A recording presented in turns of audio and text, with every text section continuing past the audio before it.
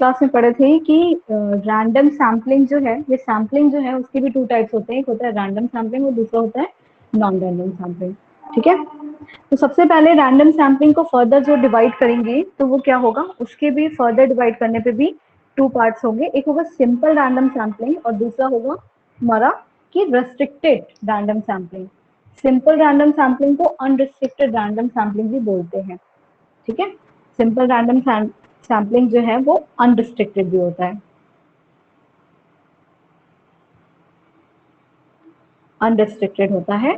और सेकंड क्या था हमारा कि restricted random sampling. Restricted random sampling जो है उसको भी अगर हम डिवाइड कर देंगे तो उसके भी क्या होते हैं, 4 पार्ट्स होते हैं, जिसे हम बोलते हैं क्या, stratified random sampling, systematic random sampling, cluster random sampling और मल्टी स्टेज सैम्पलिंग, ये पार्ट्स थे। तो इसमें जो हमने पढ़ा था कि रैंडम सैम्पलिंग और नॉन रैंडम में रैंडम के से स्टार्टिंग करेंगे। सबसे पहले अनरिस्ट्रिक्टेड पढ़ेंगे नंबर 1, फिर नंबर 2 हम लोग पढ़ेंगे रेस्ट्रिक्टेड रैंडम सैम्पलिंग, फिर नंबर 2 के भी जो 4 पार्ट्स हैं, यानी कि 2 का 1 स्ट्रैटिफाइड, 2 का बी सिस्टमिक, 2 का सी क्लस्टर एंड 2 का डी मल्टी स्टेज सैम्पलिंग। इसको पढ़ने के बाद फिर हम लोग थर्ड टाइप पे आएंगे जो कि नॉन रैंडम का टाइप है। उसमें होता है जजमेंट सैम्पलिंग, कोटा सैम्पलिंग और फिफ्थ है क्या, कन्वीनियंस सैम्पलिंग। तो आज जो है हम लोग यहाँ रहेंगे रैंडम सैम्पलिंग में, जिसमें अभी सबसे पहले स्टार्ट करने जा रहे हैं नंबर 1 जो कि क्या है, simple unrestricted random sampling. Now let's get started. अभी क्या होता है कि सिंपल रैंडम सैम्पलिंग जो है ना वो बिल्कुल ही क्या होता है, जैसा रैंडम सैम्पलिंग हम लोगों ने भी पढ़ा था पीछे। रैंडम सैम्पलिंग क्या होती है, जब यूनिवर्स के हर एक आइटम में से, यानी ईच एंड एवरी आइटम का इक्वल चांस होता है सेलेक्ट होने का, तो उसे क्या कहा जाता है, रैंडम सैम्पलिंग। मतलब in this type of sampling method every item has an equal chance of selection. जितने भी आइटम होते हैं उनके इक्वल चांस होते हैं सेलेक्ट होने के, है ना। फॉर एग्जाम्पल जब हमने क्या किया था कि एक यूनिवर्स दिया था, उसके अंदर जितने भी आइटम्स या एलिमेंट थे उन सभी एलिमेंट का के पास ऑप्शन चांस होता है, प्रोबेबिलिटी होती है कि कोई भी एक जो है उसमें से सेलेक्ट हो सकता है, क्योंकि इन्वेस्टिगेटर जो है अभी जो है कुछ जजमेंट नहीं किया है या किसी और तरीके से बेसिस पे उसके अकॉर्डिंग सिलेक्शन नहीं कर रहा है। तो सिंपल रैंडम सैम्पलिंग बिल्कुल ही रैंडम सैम्पलिंग की जो डेफिनेशन थी उसकी जैसी होती है, उसमें कुछ नहीं करना होता है, वो सिंपल मेथड होता है कि किसी को भी ले सकते हैं। और सिंपल रैंडम सैम्पलिंग करने का एक 2 तरीका होता है, 2 मेथड होता है। अगर हमें सिंपल रैंडम सैम्पलिंग करना है, सिंपली बस सेलेक्ट करना है किसी को, तो कैसे कर सकते हैं। फर्स्ट मेथड होता है लॉटरी मेथड, जिसका एग्जाम्पल भी हमने दिया था फर्स्ट क्लास में कि लॉटरी मेथड क्या होती है। इस मेथड में फर्स्टली जो है ना, जितने भी आइटम्स होते हैं यूनिवर्स में, जितने भी एलिमेंट्स होते हैं उनके नाम कहीं लिख दिए जाते हैं, एक सेपरेट लिस्ट बना दी जाती है, and then the list is shuffled and randomly samples are collected. Means एक जो है एक बोल लेते हैं या कुछ लेते हैं, उसमें क्या होता है, सबके नाम की पर्ची बना बना के उसमें डाल दिया, नाम की लिस्ट बना के डाल दी। फिर हम उसमें से उस बोल में से जो है रैंडमली किसी के भी नाम निकाल सकते हैं। तो ये क्या होता है कि जितने लोगों का नाम भी था उस बोल में, जितने भी यूनिवर्स में लोग थे, हर एलिमेंट्स का नाम लिखा हुआ था, उसमें से किसी के भी सेलेक्ट होने का चांसेस था यहाँ पे। तो वो बन गया क्या, लॉटरी मेथड रैंडम सैम्पलिंग का।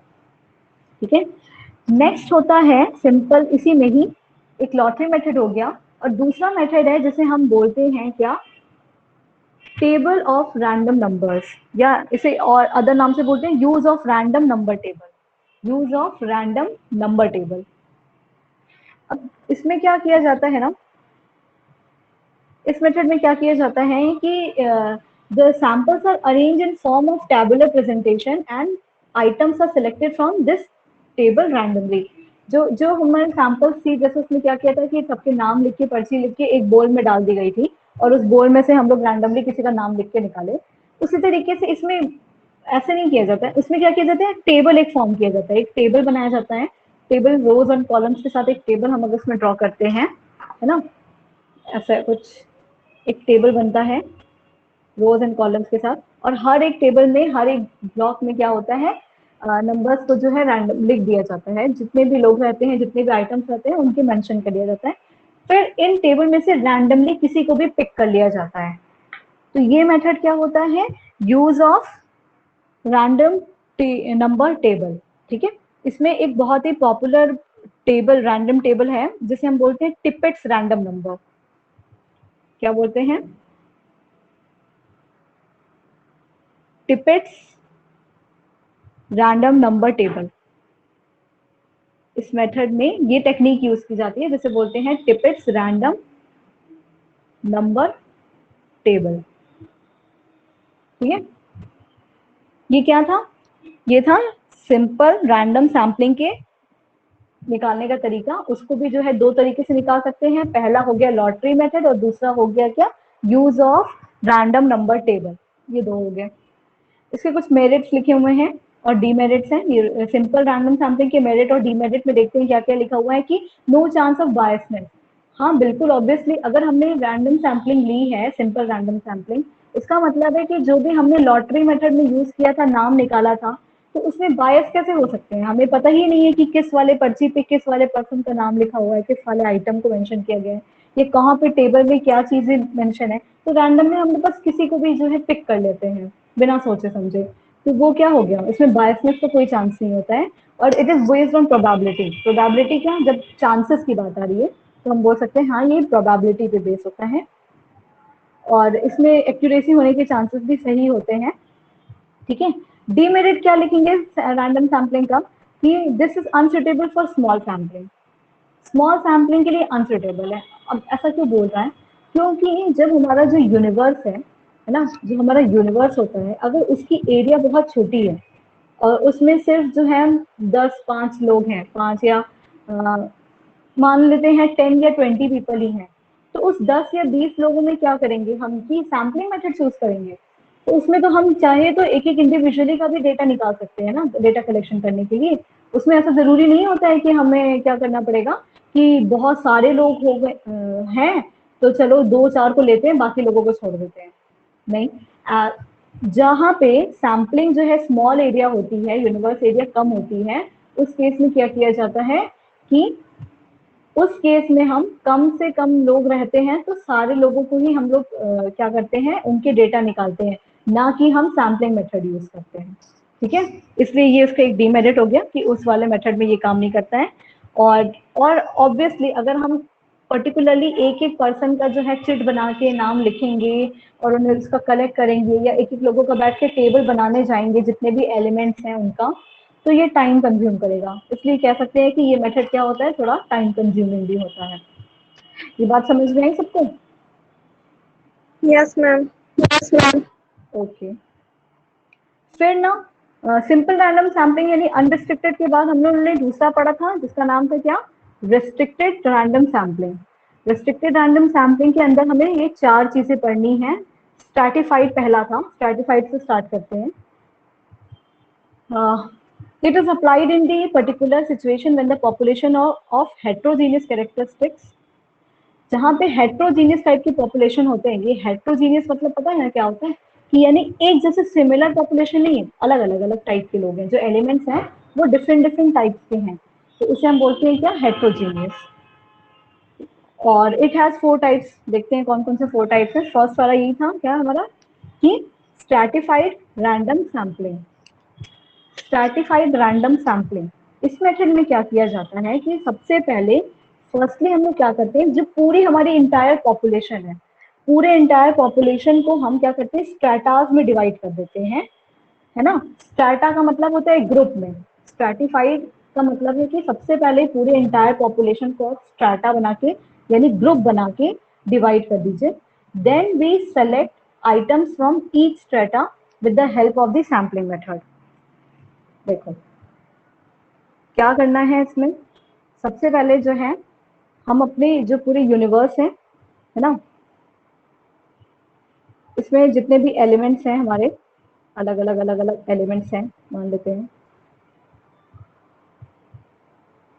ओके, अब एलिमेंट्स का क्या करेंगे हम, इन एलिमेंट्स के लिए हम यहाँ पे इनके स्ट्रैटास बना देंगे, यानी कि इस पूरे इंटायर पॉपुलेशन को वेरियस ग्रुप में डिवाइड कर देंगे। तो हमने यहाँ पे एक ग्रुप बना दिया, फिर यहाँ पे एक दूसरा ग्रुप बना दिया, ठीक है, इसमें ले लिए हम लोग 6 पीपल, इसमें हम लोग भी ले लिए फिर से 6 पीपल, फिर यहाँ पे जो है 6 पीपल का यहाँ पे ग्रुप बन गया, फिर ये जो है अगला ग्रुप बन गया। इस तरीके से स्ट्रैटास बना देते हैं, जिसे कहते हैं क्या, अलग अलग ग्रुप बना देते हैं। फिर हम इन स्ट्रैटास में से इसमें से रैंडमली एक पर्सन को ले लिया, इस वाले में से इसको ले लिया, इधर वाले स्ट्रैटा में से इसको ले लिया, इधर वाले में से इसको ले लिया। तो रैंडमली हमने क्या किया, हर स्ट्रैटा में से एक एक पर्सन को जो है सेलेक्ट कर लिया। तो ये क्या मेथड होता है, जिसे बोलते हैं स्ट्रैटिफाइड रैंडम सैम्पलिंग। ये बात समझ में आई, क्या होता है स्ट्रैटिफाइड रैंडम सैम्पलिंग? यूनिवर्स को पूरे पॉपुलेशन में डिवाइड करते हैं स्ट्रैटास में, उसके बाद उन स्ट्रैटास में से रैंडमली किसी इस इसमें क्या करेंगे, इस पूरे ग्रुप में से रैंडमली किसी एक को चूज करेंगे, फिर इधर वाले में से किसी को एक चूज करेंगे, फिर इधर से चूज करेंगे। इस तरीके से किया जाता है।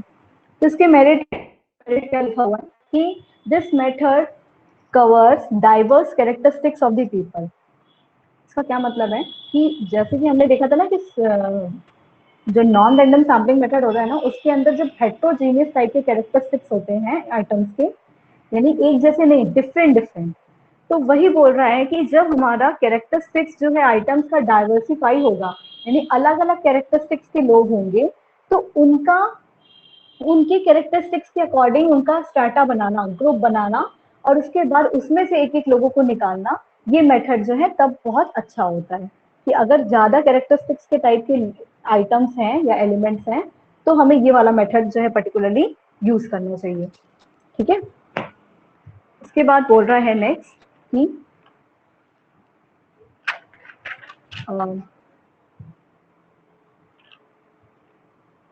नेक्स्ट मेथड है, यहाँ पे बोल रहा है कि on the basis of diverse characteristics, sorry next merit बोल रहा है इसमें कि ये मेथड जो है सैम्पलिंग में, ये बहुत ही रिलायबल और मीनिंगफुल रिजल्ट देता है। क्यों मीनिंगफुल रिजल्ट देता है ये?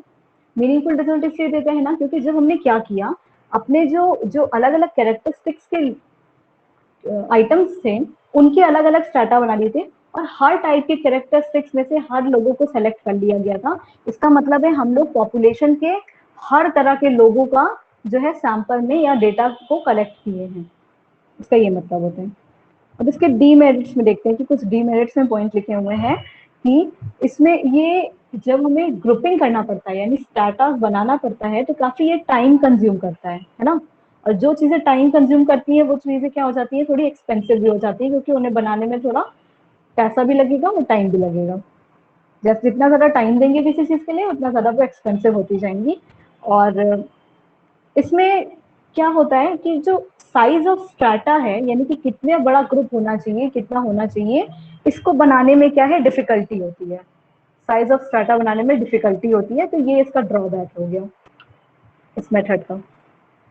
ओके, तो नेक्स्ट बोल रहा है कि सेकेंड टाइप में आते हैं हम लोग अपने यहाँ पे रैंडम रेस्ट्रिक्टेड रैंडम सैम्पलिंग में स्ट्रैटिफाइड हो गया था। अब इसमें 2P पे आते हैं, जिसमें लिखा है सिस्टमिक सैम्पलिंग। सिस्टमिक सैम्पलिंग होता गया।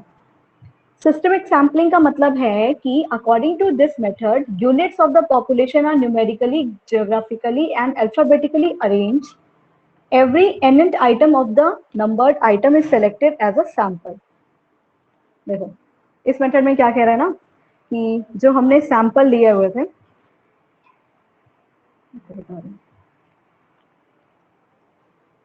यहाँ पे जो भी हमने सैंपल सेलेक्ट किए हुए थे ना, जो हमारे सैंपल्स थे, उनको सबसे पहले हम अरेंज करते हैं। ठीक है, हम उन सैंपल्स को अरेंज करते हैं किसी ऑर्डर में, या तो हो सकता है न्यूमेरिकली हो सकता होगा, ज्योग्राफिकली होगा। जिस तरीके का सैंपल है उसके ऊपर से वो होता है। सैंपल क्या मतलब एलिमेंट्स, जिस नेचर के एलिमेंट हैं, जैसा भी हमारा एलिमेंट है, उनको पहले हम अरेंज कर देंगे किसी ऑर्डर में। अल्फाबेटिकली कर सकते हैं, ज्योग्राफिकली कर सकते हैं, न्यूमेरिकली कर सकते हैं। फिर हम क्या करते हैं, ये जो हमारे हो गए, मान लेते हैं ये जो हमारे अलग अलग एलिमेंट्स हो गए, है ना, इन एलिमेंट्स में क्या किया जाता है, पहले हम इनको अरेंज करके लिख दिए एक जगह पे किसी ऑर्डर में। उसके बाद हम क्या करेंगे कि इनके nth आइटम को, nth आइटम को मतलब कि इनमें से हम कोई एक nth आइटम मान लेंगे। फॉर एग्जांपल हमने यहाँ पे 4th आइटम ले लिया, हमारा nth आइटम क्या बन गया, 4th आइटम। तो हम क्या करेंगे, हर चौथे को, जैसे कि हमने पहला वाला सेलेक्ट कर लिया, ये वाला, फिर 1 2 3 छोड़ के फिर फोर्थ वाला ये सेलेक्ट कर लिया, फिर 1 2 3 छोड़ के फिर ये फोर्थ वाला फिर सेलेक्ट कर लिया, फिर 1 2 3 छोड़ के फोर्थ वाला ये सेलेक्ट कर लिया, फिर 1 2 3 छोड़ के फोर्थ वाला ये सेलेक्ट कर लिया। इस हिसाब से हम अपने सैंपल्स निकालते हैं इस मेथड में। सिस्टमिक सैम्पलिंग समझ में आया क्या होता है? क्या होता है कि पहले डेटा, पहले जो एलिमेंट्स है उनको अरेंज कर दिया जाता है एक ऑर्डर में, उसके बाद हम कोई एक nth आइटम सेलेक्ट कर लेते हैं और उसके बाद उसमें से हम क्या करते हैं, जो भी हमारे जो एलिमेंट्स हैं वो जो भी आइटम रहेगा उतने नंबर ऑफ आइटम को उन्हें उतने nth आइटम में से पिक करते रहते हैं उसी हिसाब से। ठीक है, देखो क्या होता है ना, जब हमें जैसे फॉर एग्जांपल यहाँ पे 1 2 3 4 5 6 7 8 9 10 11 12 13 14 15 16 17 18 19 20, ये पे यहाँ पे कितने थे? 20। हमारे जो ये एलिमेंट्स थे टोटल यूनिवर्स में कितने एलिमेंट्स थे यहाँ पे, ये जो एरिया है हमारा 20 एलिमेंट्स थे। इस 20 एलिमेंट्स में हमें 5 पीपल का सिलेक्शन करना था, है ना। 5 पीपल का या 5 सैंपल्स निकालने थे, हम बोल सकते हैं 5 सैंपल्स निकालने थे, 5 सैंपल निकालने थे। उस 5 सैंपल में हमने फोर्थ आइटम ले लिया, हर फोर्थ आइटम, पहला चौथा, फिर उसके बाद फिर जो है उसके बाद जो फोर्थ आइटम है, फिर उसके बाद जो फोर्थ आइटम है, फिर उसके बाद जो फोर्थ आइटम है। उसी तरीके से अगर ये मान लो यहाँ पे कि टोटल नंबर ऑफ एलिमेंट्स कितना होता, 50 होता, ऐसे करते करते ना और ज्यादा यहाँ पे एलिमेंट्स दिए होते, और ज्यादा एलिमेंट दिए होते, तब हमें अगर 5 का सिलेक्शन करना पड़ता तो हम क्या करते, तब मेरा यहाँ पे जो n की वैल्यू है, जो nth आइटम हमने यहाँ पे फोर्थ को लिया है, उस समय हम फोर्थ आइटम ना लिए होते, क्या लिए होते, हर 10th आइटम को सेलेक्ट कर रहे होते। समझ में आया कैसे? क्योंकि पहले ये 10th ले लिया, फिर ये वाला 10th ले लिया, फिर ये वाला 10th ले लिया, फिर ये वाला 10th ले लिया, फिर ये वाला 10th ले लिया। तो हमने ऐसा किया कि 10th आइटम को सेलेक्ट करते तो हमारा यहाँ पे 5 जो है सैंपल कलेक्ट होता था। अभी भी हमको कितना सैंपल कलेक्ट करना था, 5 सैंपल अगर कलेक्ट करना था। तो इस तरीके से किया जाता है, कहाँ, सिस्टमिक सैम्पलिंग में। ये बात समझ में आई?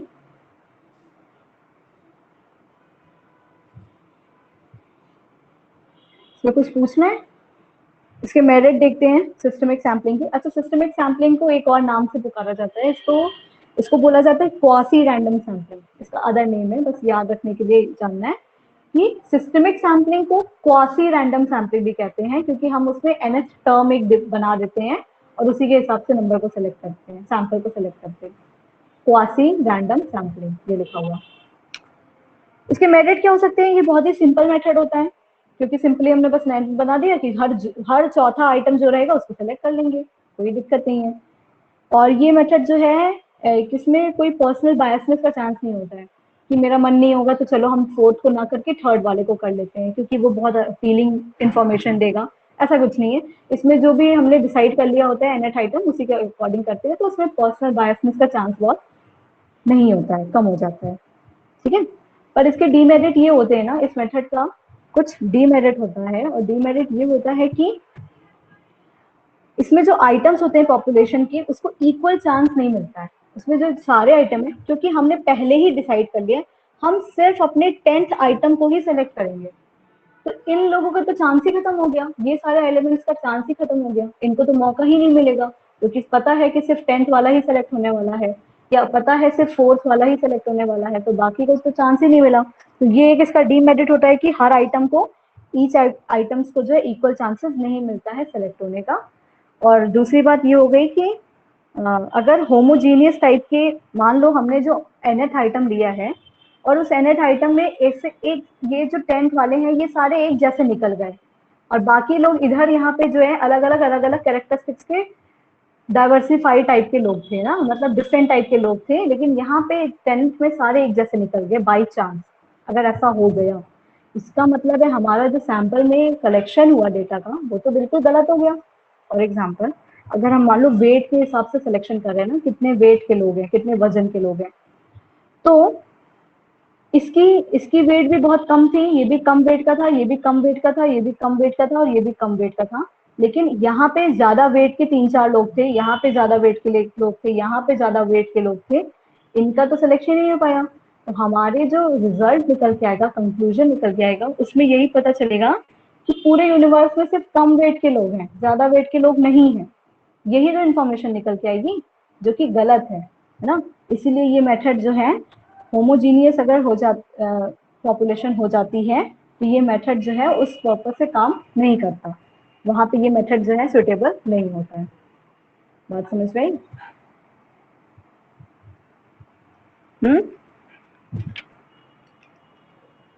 आ गया समझ में? Okay, yes now ma'am. Systemic हो गया। फिर थर्ड है क्या, 2 का सी, क्लस्टर सैम्पलिंग। क्लस्टर सैम्पलिंग क्या होता है? क्लस्टर सैम्पलिंग समझने के लिए देखते हैं यहाँ पे क्या लिखा हुआ है। Cluster sampling, in this method the entire population is divided into various parts or various subdivisions known as clusters। इसमें ना, इस मेथड में जितने भी हमारे पॉपुलेशन है उनको अलग अलग अलग अलग पार्ट, उनको उनका डिवाइड करते रहते हैं, उनको पार्ट्स बनाते रहते हैं, और उस पार्ट को भी सब डिवाइड करते रहते हैं, उनका क्लस्टर फॉर्म होता रहता है। ठीक है, और फिर जो है हर एक क्लस्टर में से हर एक क्लस्टर को चूज कर लिया जाता है अपने सैंपल के लिए। क्या कर दिया जाता है? क्लस्टर को चूज कर लिया जाता है। देखो, इसको समझने के लिए एक एग्जांपल देखते हैं। इसमें क्या होता है कि ये कौन सा मेथड हम लोग यूज कर रहे थे जिसमें हम लोग ऐसे स्ट्रैटा बना रहे थे, है ना। अब इसी में एक और एग्जांपल देखते हैं यहाँ पे।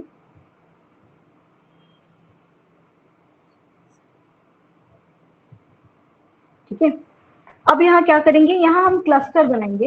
क्लस्टर कैसे बनाएंगे? हमने ये मान लो 3 एलिमेंट का क्लस्टर बना दिया एक, फिर यहाँ पे 3 एलिमेंट का एक क्लस्टर बना दिया, है ना। फिर यहाँ पे 3 एलिमेंट का एक क्लस्टर बना दिया, और यहाँ पे भी एक 3 एलिमेंट का क्लस्टर बना दिया, और हमें 3 जो है चाहिए, 3 सैंपल्स चाहिए। हमें कितने सैंपल्स चाहिए? 3 सैंपल्स चाहिए।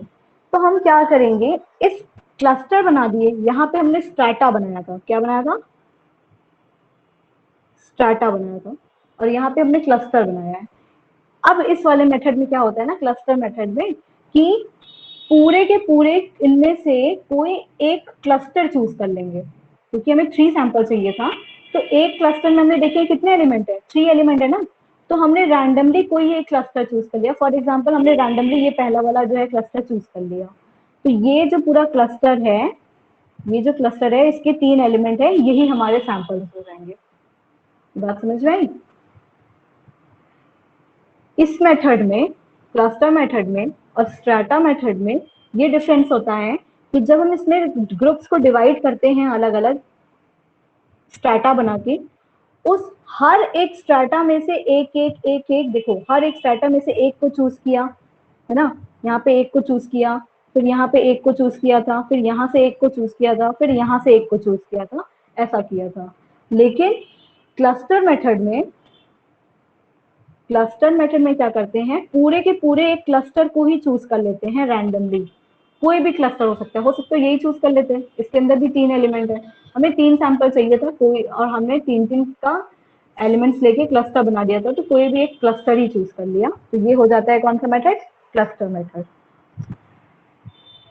ठीक है, क्लस्टर मेथड समझ में आया क्या होता है? Yes ma'am. श्योर? इन दोनों में डिफरेंस समझ में आई ना, क्लस्टर मेथड और स्ट्रैटा मेथड में? Yes ma'am. Okay, now cluster method के कुछ मेरिट्स लिखे हुए हैं क्या, कि ये इजी टू होता है, लार्ज एरिया होगा, अगर बहुत बड़ा एरिया है तो उसमें कवर करके बनाना बहुत इजी होता है, बहुत अच्छी बात है ना। क्योंकि हम उसको ऐसे ग्रुप ग्रुप ग्रुप बना देते हैं तो आराम से बन जाता है। ये टाइम भी कम कंज्यूम करता है और ये कम एक्सपेंसिव होता है। ऑब्वियसली टाइम कम कंज्यूम है तो एक्सपेंसिव भी कम होगा। इसमें एक्यूरेसी की थोड़ी प्रॉब्लम होती है। एक्यूरेसी की प्रॉब्लम इसलिए होती है अगर होमोजीनियस टाइप के प्रोडक्ट हो जाते हैं, या तो एक क्लस्टर में जो है ऐसे ऐसे एलिमेंट्स आ गए हैं जो कि एक जैसे हो गए होंगे, तो वहां पे जो है एकदम एक्यूरेट रिजल्ट नहीं दे पाता है। रेस्ट्रिक्टेड सैम्पलिंग का लास्ट मेथड है चौथा वाला, मल्टी स्टेज सैम्पलिंग, जो कि बिल्कुल सेम ही किसकी तरह होता है? क्लस्टर मेथड की तरह होता है। ठीक है, हाँ। एक्यूरेट मतलब? एक्यूरेट मतलब कि करेक्ट इंफॉर्मेशन देने वाला। एक्यूरेट मीन्स जो एकदम सही सही इंफॉर्मेशन दे। एक्यूरेट उसे कहते हैं जब करेक्ट इन्फॉर्मेशन मिलती है। तो इसमें करेक्ट इन्फॉर्मेशन के चांसेस कम होते हैं, इसलिए क्योंकि क्लस्टर बन गए, हमें नहीं पता कि किस क्लस्टर में किस टाइप के एलिमेंट्स आ गए, इसलिए एक्यूरेसी की प्रॉब्लम आती है। Multi stage sampling cluster method का बिल्कुल सेम टाइप का होता है, बट इसमें क्या होता है ना कि जिसमें जो क्लस्टर हैं उनमें और डिवाइड हो जाता है, उसको और मल्टीपल डिवाइड कर दिया जाता है। जैसे ये क्लस्टर थे ना, इस क्लस्टर के अंदर भी एक क्लस्टर बना दिया जाता है, क्लस्टर के अंदर भी एक क्लस्टर बना दिया जाता है ना। तो जब एक क्लस्टर के अंदर उसको और डबल क्लस्टर बना दिया गया या ट्रिपल क्लस्टर बना दिया जा सकता है, इसके अंदर एक और क्लस्टर बना दिया जाए इस तरीके से, तो ये मेथड क्या हो जाता है, मल्टी स्टेज सैम्पलिंग होता है, जो हमारा फोर्थ टाइप का है, मल्टी स्टेज सैम्पलिंग। ये बात समझ में आई। क्लस्टर मेथड के और मल्टी स्टेज सैम्पलिंग के मेरिट्स और डिमेरिट्स सेम होते हैं, इसमें कोई चेंज नहीं होता है, बस इसमें यही होता है कि ये क्लस्टर एक ही बनता है, इसमें मल्टीपल क्लस्टर बन जाते हैं, सिर्फ इतने से डिफरेंस आती है। Okay Yes, ma'am. अच्छा ठीक है, ये समझ में आया। तो अब हम लोग कल जो है अपना नॉन रैंडम सैम्पलिंग स्टार्ट करेंगे मंडे की क्लास में। तब तक आप इस वाले का पूरा नोट्स कंप्लीट कर लीजिएगा, और जो प्रीवियस बचे होंगे नोट्स वो सारे भी कंप्लीट कर लेना, ठीक है। और इसमें कोई भी प्रॉब्लम होगी तो फिर से, हाँ मैम स्टडी मटेरियल में से अपने से अपने से कुछ स्टडी मटेरियल में से मैंने जो नोट्स दिए हैं वो सारा लिखते रहो, लिखो कॉपी में। ओके मैम, वही नोट्स है। वही नोट्स है, वो नोट्स ही तो डेली डालते हैं उसमें, और इसलिए वहां पे है ना, ताकि जब मन तब कभी भी खोल के देख लो, वो तुम्हारे पास रहेगा हमेशा। कभी भी जब भी टाइम मिले उसे खोलो, वहां से सारा चैप्टर वाइज पूरा एक एक करके लाइन से पेजेस डाले हुए हैं, तो देखो और उसको पढ़ो, ठीक है। Okay ma'am. ओके कंप्लीट कर लेना, इसके नोट्स भी आज सेंड कर देंगे ना। आपकी नेक्स्ट क्लास का टाइम हो गया। हाँ सोनाली,